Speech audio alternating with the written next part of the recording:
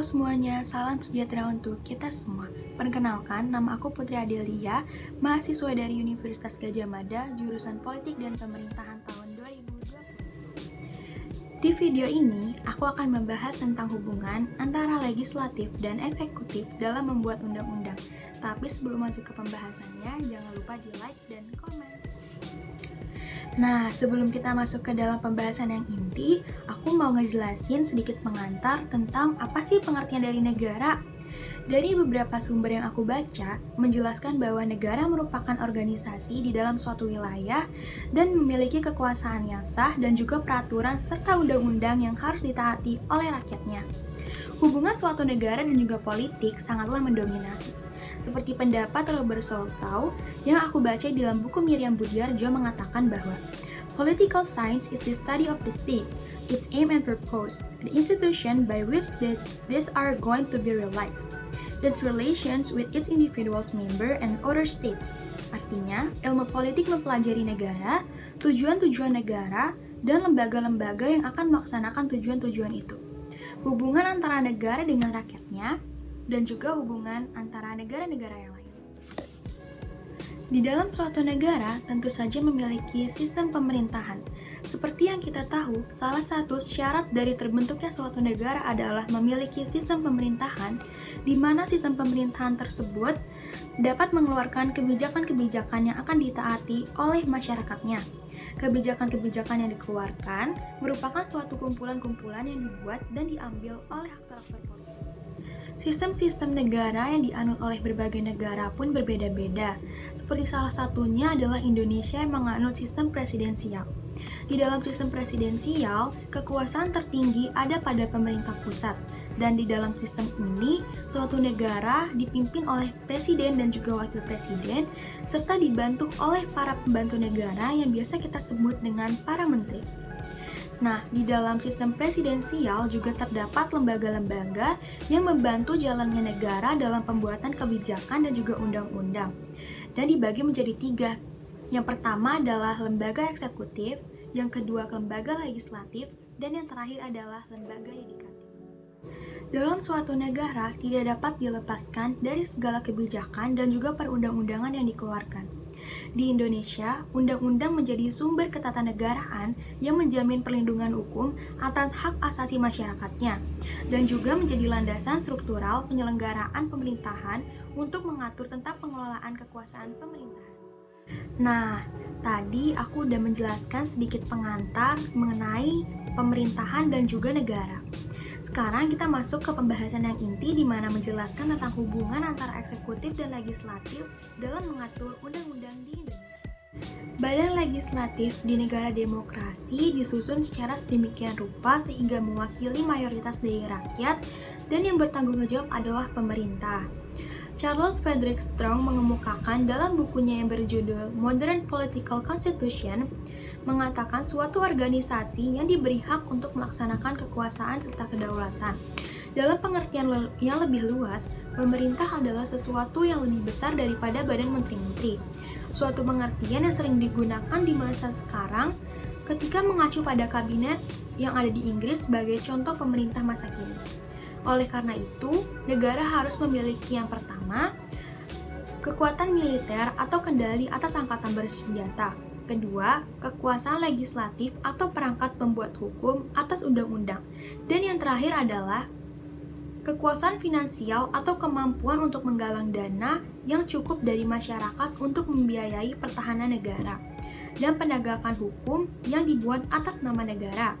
Secara singkat, negara harus memiliki kekuasaan legislatif, eksekutif, dan juga yudikatif yang disebut sebagai 3 kekuasaan dalam pemerintahan. 3 cabang kekuasaan penyelenggaraan negara meliputi legislatif yang membuat undang-undang, eksekutif sebagai pelaksana dan menjalankan undang-undang, serta yudikatif yang mengartikan undang-undang. Pemisahan kekuasaan ini telah menjadi basis tradisional dalam analisis pemerintahan negara sejak zaman Montesquieu tahun 1726 sampai 1748. Dalam ketatanegaraan Indonesia, badan legislatif dibagi menjadi 3. Yang pertama adalah Majelis Permusyawaratan atau MPR, yang kedua adalah Dewan Perwakilan Rakyat atau DPR, dan yang ketiga adalah Dewan Perwakilan Daerah atau DPD.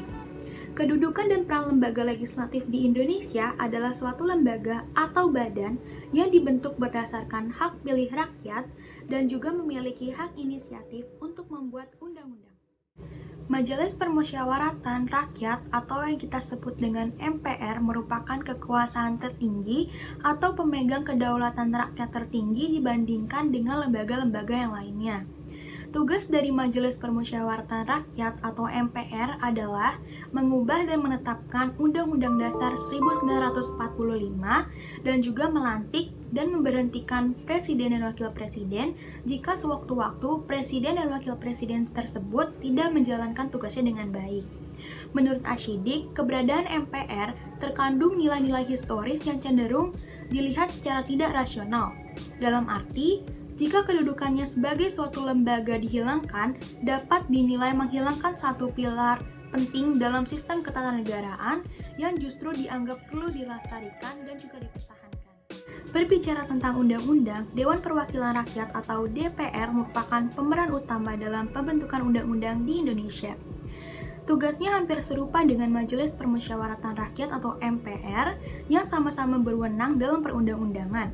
Namun yang membedakan antara MPR dan DPR adalah MPR menjalankan tugasnya dalam melantik dan memberhentikan presiden, sedangkan DPR tidak menjalankan itu. Dewan Perwakilan Rakyat atau DPR memegang kekuasaan dalam pembentukan undang-undang dan presiden berhak mengajukan rancangan undang-undang.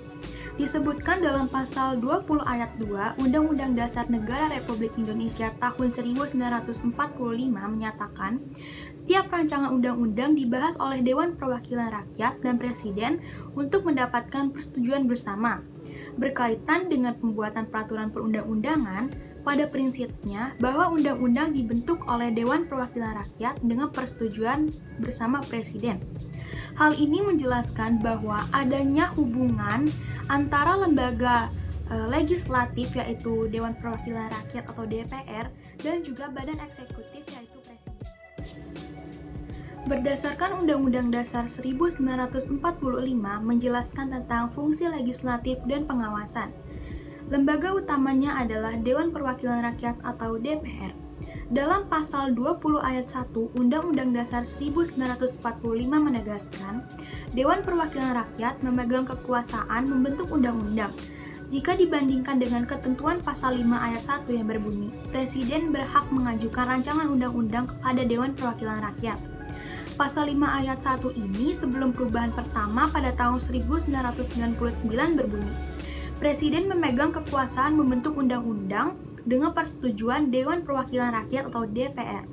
Setelah perubahan pertama, kedua pasal tersebut berubah drastis sehingga mengalihkan pelaku kekuasaan legislatif atau kekuasaan pembentukan undang-undang itu dari tangan Presiden ke tangan Dewan Perwakilan Rakyat atau DPR.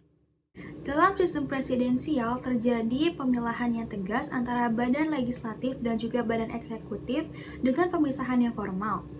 Namun juga berlangsung proses interpendensi dalam hal pembagian kekuasaan untuk meyakinkan berlangsungnya mekanisme check and balance.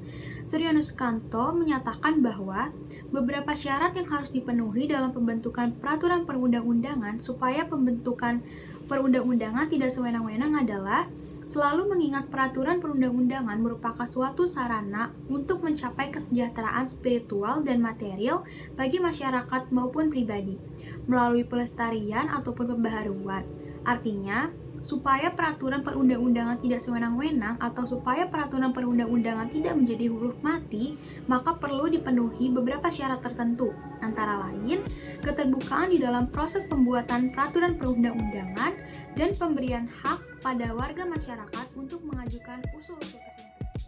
Pada prinsipnya, terdapat hubungan antara eksekutif dan legislatif dalam pembentukan undang-undang.